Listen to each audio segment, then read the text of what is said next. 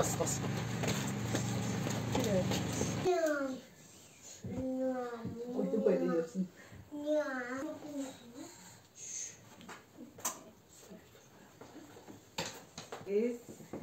Kaçıyor işte.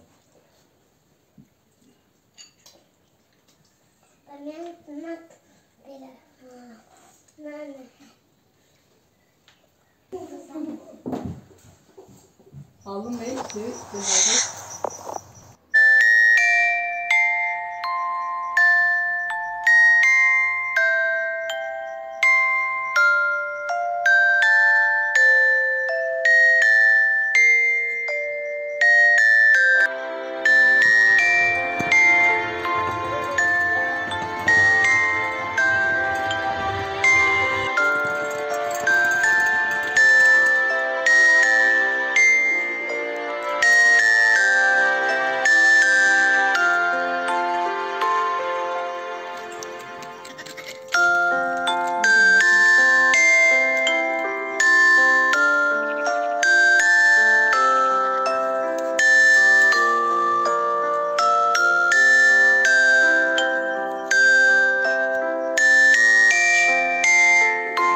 Dur.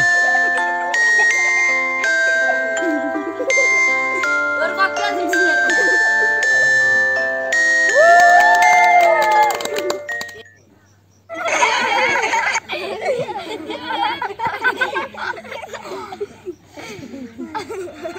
Şuradan abla. Güzel güzel.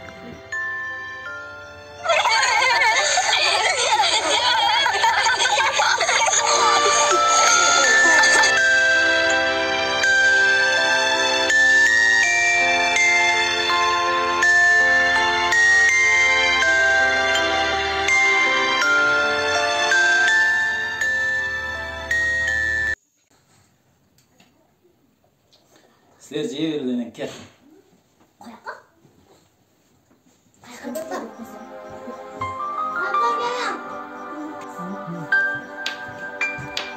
Har bir dilegim aylasın tapkan, tün boyu tabay terbetip çıkkan, değişim